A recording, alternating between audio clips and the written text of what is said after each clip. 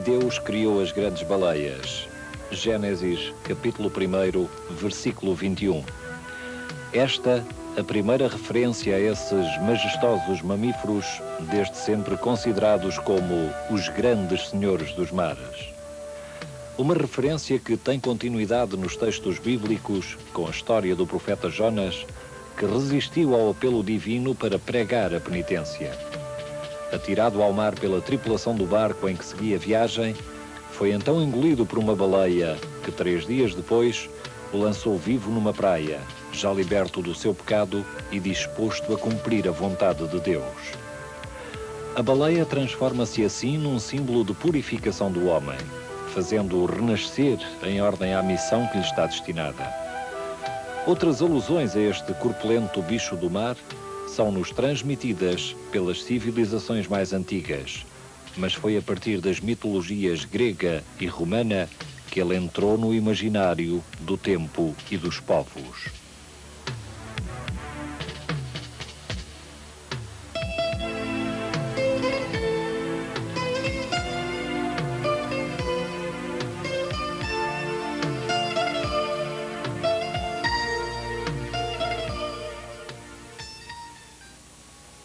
Tudo parece ter começado quando uma baleia, já morta, foi encalhar numa crista de rocha junto a uma praia.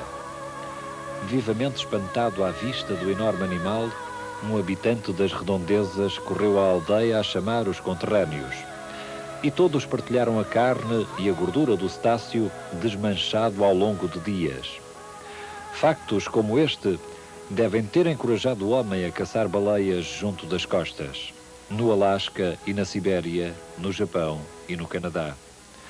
Já no século IX, provavelmente, os noruegueses caçavam-nas nos seus fiordes. Na Idade Média, a caça à baleia nas zonas costeiras adquire uma certa organização. E são os bascos que, nos séculos XIII e XIV, dominam essa indústria e levam as suas expedições a paragens marítimas bem distantes, primeiro à Terra Nova e mais tarde ao Oceano Glacial Ártico. A atividade baleeira alcança assim uma dimensão técnica, económica e social para as comunidades e povos onde se desenvolve. Os holandeses no século XVII, os franceses e ingleses no século XVIII dão também especial atenção à caça à baleia e nela investem grossos capitais. Em 1768, segundo um relatório da época, 200 navios britânicos baleavam no Mar dos Açores, obtendo, cada um deles, mais de 250 barris de óleo e 100 de espermacete. A participação de barcos portugueses na atividade baleeira nos mares do Norte remonta, possivelmente, ao século XII. Mas essa atividade só começa a ter importância na costa do Algarve em meados do século XIV. Os Açores estavam, porém, destinados a desempenhar um papel de relevo nesta aventura marítima por força da sua posição geográfica e por encadeamento com a baleação norte-americana. Do outro lado do Atlântico, a caça à baleia começou também a ser praticada nas colónias inglesas da América do Norte, principalmente na faixa costeira de Long Island e da Nova Inglaterra. No início do século XVIII, os norte-americanos expandiram a atividade e levaram a caça ao alto mar a partir da ilha de Nantucket, que se tornou no primeiro e mais importante centro baleeiro do Atlântico. Mais tarde, e na mesma zona da costa americana, florescem outros portos de armação, com destaque para New Bedford, onde chegaram a aparelhar mais de 300 barcas baleeiras. Com o aumento progressivo da tonelagem e da capacidade dos navios utilizados na faina, a caça à baleia vai-se estendendo a todo o Atlântico, ao Ártico e até ao Pacífico, penosamente atingido pelo Cabo Horn. Por volta de 1765, as baleeiras americanas aparecem no Mar dos Açores, atraindo o homem destas ilhas para essa grande aventura marítima ou para a busca de riqueza no Eldorado distante.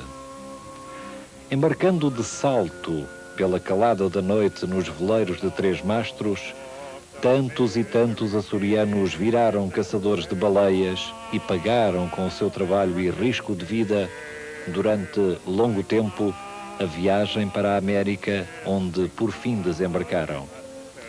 Mas muitos deles não completaram este processo de emigração e continuaram baleeiros, anos sem conta, até lhes minguarem as forças.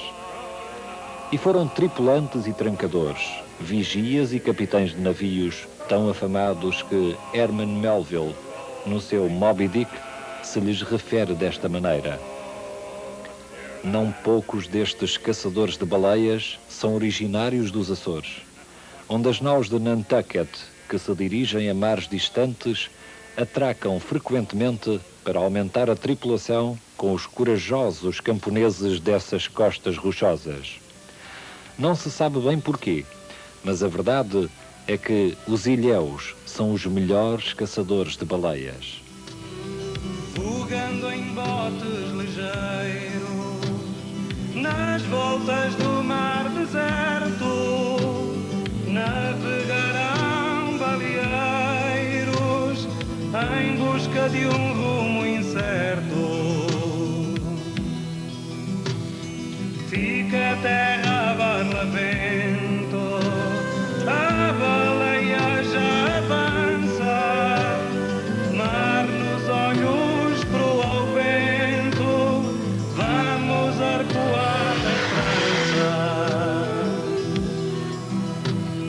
Baleeiros, baleeiros, a memória ainda perdura, sois os heróis derradeiros da marítima aventura.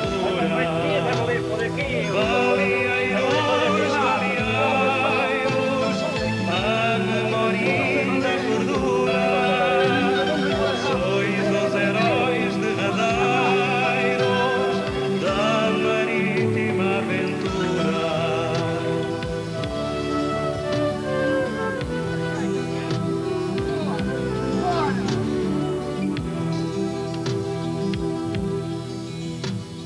A baleia é o boi do mar que tombou na agonia. Rema, rema, é só remar, já findou o negro dia. Quem plantou sonhos nas águas, quem do arpão fez seu pão, quem sofreu tamanhas mágoas em vendavais de emoção. Baleeiros, baleeiros, a memória ainda perdura, sois os heróis derradeiros da marítima aventura. Baleeiros, baleeiros, a memória ainda perdura, sois os heróis derradeiros da marítima. O alargamento da baleação americana a toda a vasta área do Atlântico Norte havia de dar aos Açores, e particularmente ao Porto da Horta, a função de base de apoio à numerosa frota de caça aos cetáceos. Na Horta, as baleeiras descarregavam os barris de óleo produzido desde o início da expedição e voltavam à faina depois de repararem avarias, receberem novos cascos e mantimentos, substituírem ou recrutarem tripulantes. O óleo armazenado era depois trasfegado para outros barcos que o levavam ao porto armador. Na Horta, eram assim às centenas as barcas baleeiras, de canoas sobre a borda, num movimento impressionante de mastros e bandeiras, de homens e raças. Na Horta, seriam mais tarde registados alguns desses navios que iniciaram uma baleação especificamente açoriana. A par dela, vai então estabelecer-se nas ilhas do Faial e Pico A atividade baleeira sedentária, a princípio com canoas importadas da América.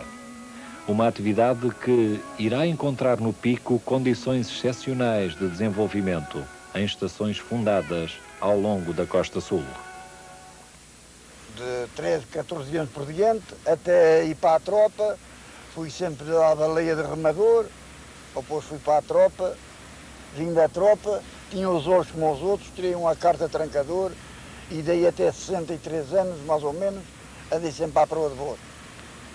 Fui aí 2 vezes sair com o meu pai e depois continuei a ir com ele à baleia. Ia toda a gente à baleia, que era o único meio de onde podiam ganhar algum escudo para se poder alimentar as suas famílias.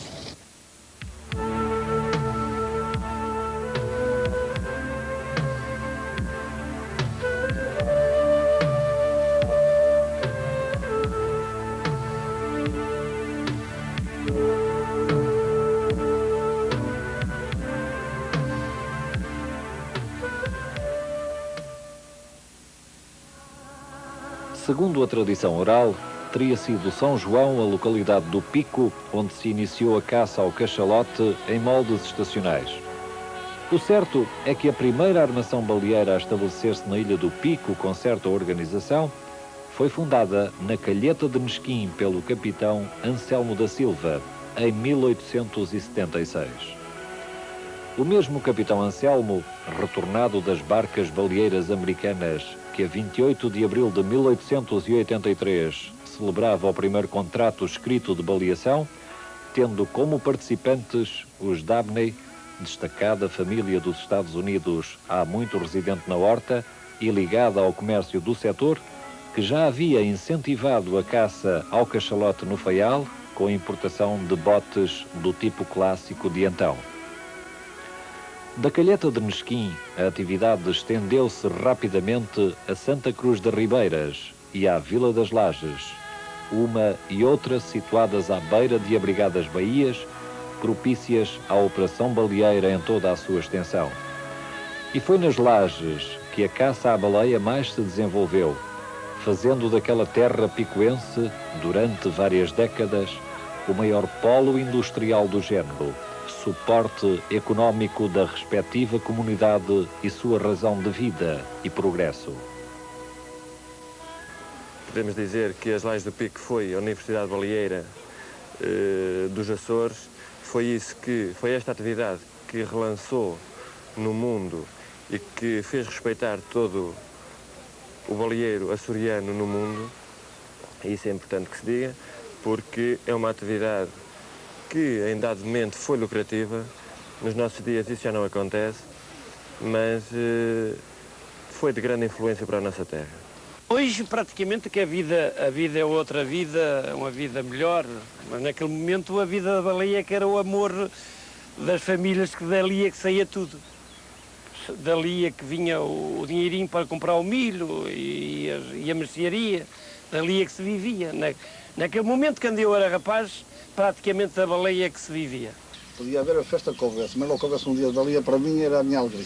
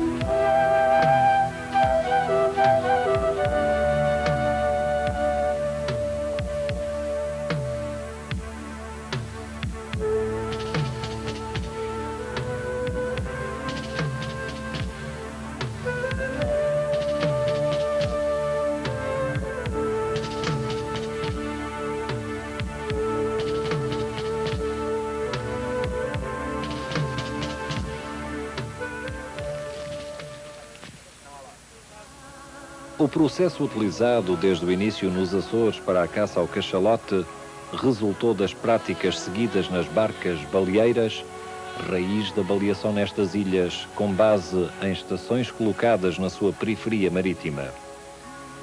Ao arpoamento, executado pela força do braço humano, e a prender o cetáceo ao bote com uma grossa linha de sisal, seguia-se a fase da matança do grande mamífero a golpes sucessivos de lança. Mas antes da era do motor, e portanto da existência de lanchas de apoio rápidas e possantes, toda a movimentação das canoas, da saída ao regresso ao porto, era feita à vela ou a remos, mesmo quando se tratava de rebocar até à costa os animais capturados. Diferentes também, a princípio, eram os valores relativos ao aproveitamento dos cetáceos, bem como os processos da sua transformação em produtos de interesse comercial. Se por um lado os dentes não tinham grande procura para fins artesanais, por outro, as carnes e os ossos não originavam ainda adubos e farinhas de nutrição, como veio a acontecer mais tarde. O derivado de maior valor era, pois, o óleo, ou azeite de baleia, extraído da cabeça, mas sobretudo do toucinho do animal, lançado aos pedaços em grandes caldeiros aquecidos a fogo direto, em instalações localizadas junto ao Porto Armador e conhecidas na linguagem baleeira pelo nome de traióis. Bastante valorizado era ainda o chamado ambergris. Os baleeiros matavam baleias não por ódio a elas, é por necessidade, para sustentar as suas famílias, e não havia nesses tempos meios suficientes para ter que sustentar a sua família. Depois dava dinheiro e era obrigado a matá-la de lá que ganhava. Não era prazer que a gente mata as baleias. Há outros animais que eles matam por prazer, mas a gente não.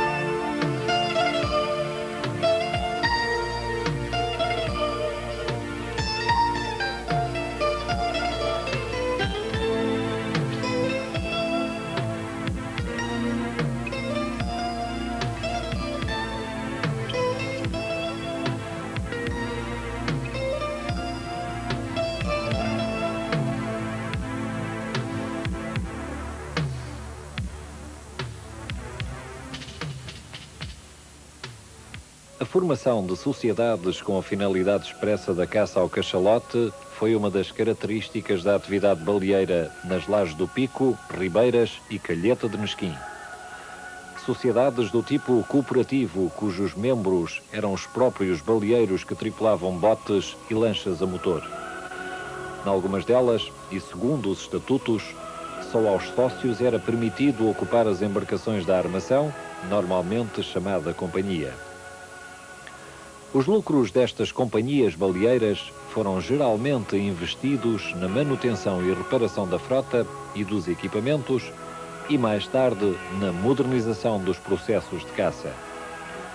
Efetivamente, a indústria da baleia havia de sofrer, ao longo do tempo, uma natural evolução técnica que parece ter começado em 1925 com a introdução na atividade de unidades motorizadas para levar mais rapidamente as canoas ao alto mar e para rebocar para a terra os cachalotes abatidos. E essa evolução continuaria com a adoção em 1948 das transmissões via rádio para orientação das caçadas, uma orientação que anteriormente era feita por meio de sinais visuais emitidos dos postos de vigia numa linguagem codificada. No limiar da década de 40, o sistema de elaboração dos cachalotes mortos teve um grande progresso técnico com a instalação de unidades fabris providas de autoclaves onde o óleo começou a ser extraído pelo vapor sob pressão. Este novo passo evolutivo na indústria baleeira açoriana veio a concretizar-se primeiramente no Faial e depois no Cais do Pico, com a construção e montagem de fábricas desse tipo. Nas Lajes, isso só aconteceu em 1955, data em que foi abandonado o velho processo dos traióis. A Vila das Lajes foi, durante muito tempo, o maior centro baleeiro dos Açores e um verdadeiro núcleo de irradiação da atividade para outros portos da ilha. Depois, os baleeiros lajenses espalharam-se pelos Açores fora e chegaram à Madeira e ao continente, contratados pelas armações recém-criadas como mestres da arte de balear.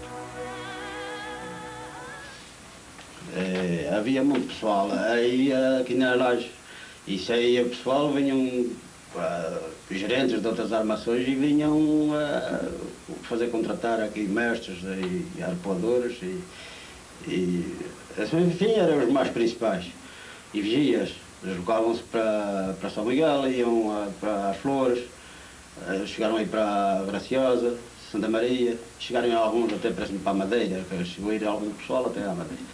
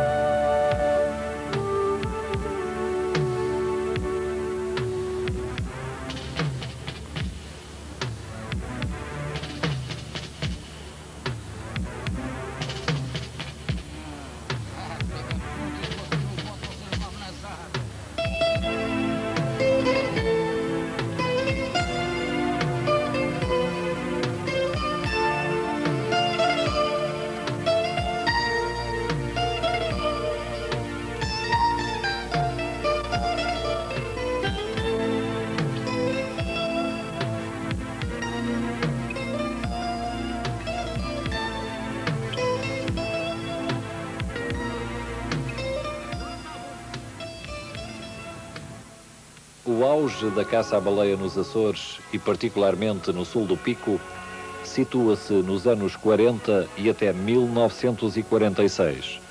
Talvez por influência da Segunda Guerra Mundial, que acentuou a procura dos óleos de cetáceo e os valorizou de maneira extraordinária. Em 1943, com destaque para a Ilha do Pico, o arquipélago contribuiu com 40,3% do total de baleias capturadas e industrializadas a nível mundial. Foi a época de ouro da baleação nas águas açorianas, com fortes reflexos na vida económica e social dos agregados populacionais mais ligados à atividade. Nessa conjuntura, também o comércio e as instituições locais colheram importantes benefícios. Sabe-se que a atividade baleeira, durante o século que passou, influenciou de uma forma espantosa a economia da Vila das Lajes. E não só a economia da sua população, como também da própria autarquia, pois era no pescado que a Câmara Municipal tinha uma das suas principais fontes de receita. No ano de 1946, por exemplo, o imposto de pescado foi 150 contos. O orçamento da Câmara foi de 250 contos. Isto exemplifica suficientemente o quanto o imposto a pescado ou a pesca da baleia influenciava e beneficiava toda a atividade política, social e económica da Vila das Lajes. A soldada da baleia, que era recebida normalmente ao fim do ano, servia precisamente para comprar o milho, para comprar os porcos e aquilo que era necessário para a vida dos seus agregados familiares. Eu estou no comércio há mais de 50 anos e nessa altura o comércio, para vender pelo menos os artigos de mercearia, tenho que ir vender para receber quando fizesse contas de baleia, porque não havia outro dinheiro. Era uma atividade que era participada não só pelos baleeiros, como até por toda a população que vivia, momento a momento, o desenrolar da atividade. Com a indústria da baleia proveniente dos Estados Unidos da América do Norte introduzida nos Açores, dá-se uma outra indústria, a indústria da canoa baleeira, indústria náutica. A partir das canoas baleeiras americanas, bujudas, curtas e pesadas, de difícil manobra, os homens de Pico lançam um novo modelo, comprido, aproximadamente com 30 pés, com 6 pés de largura, a canoa baleeira açoriana, considerada no mundo uma das mais famosas, ou talvez a mais famosa embarcação. É nítida a influência do inglês americano na quase totalidade dos termos ligados à atividade baleeira açoriana. E isto porque foi no contacto direto com os baleeiros americanos, no século XIX, que os açorianos aprenderam e desenvolveram as técnicas de caça à baleia. De então para cá, esses termos têm-se mantido não só na linguagem baleeira, mas também na fraseologia popular. Ora, acontece que alguns desses termos ingleses não têm expressões correspondentes no português, como por exemplo as palavras junk e loggerhead, pelo que os baleeiros açorianos aportuguesaram estas palavras em janco e laguete. Desde as impressões de viagem registadas na crónica poética de Raul Brandão, nas Ilhas Desconhecidas, a caça à baleia foi motivo para obras literárias ímpares no contexto literário açoriano e de expressão universalista, como é o caso de Dias de Melo, sem dúvida nenhuma o escritor oriundo do Pico e que mais tratou este tema, e ainda esse outro grande mestre da literatura portuguesa e universal, que foi Vitorino Mésio, nomeadamente no seu Mau Tempo no Canal. De realçar, entre outros, e ainda por recentemente, a mulher do Porto Pinho, do italiano António Tabucchi, por ser exatamente um estranho a tratar este tema. E isto para não falar de tantos outros no campo lírico-dramático.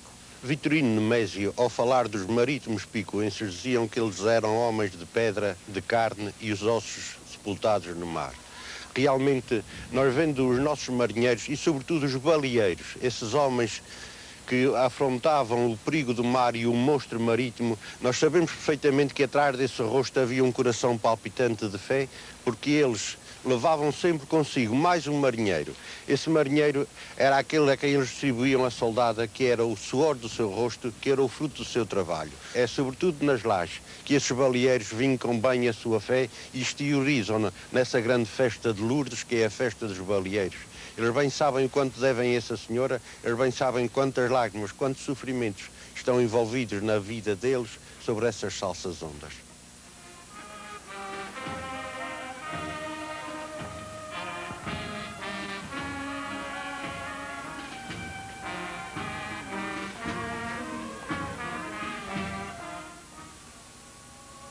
Nas horas de forçado lazer, os tripulantes das antigas barcas baleeiras costumavam gravar nos grandes dentes de cetáceo a expressão das suas vivências ou da sua imaginação.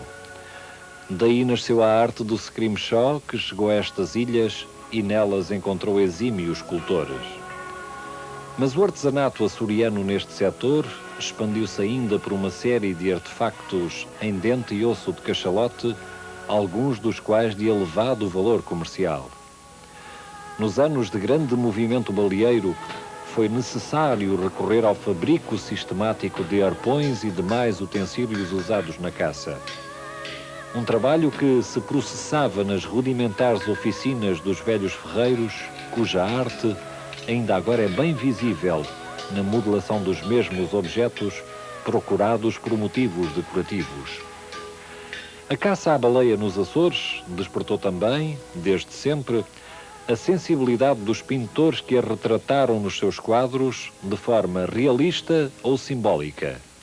Entre eles, ressaltam os artistas locais, cujos quadros exprimem, a par de uma certa ingenuidade, uma visão íntima da vida baleeira.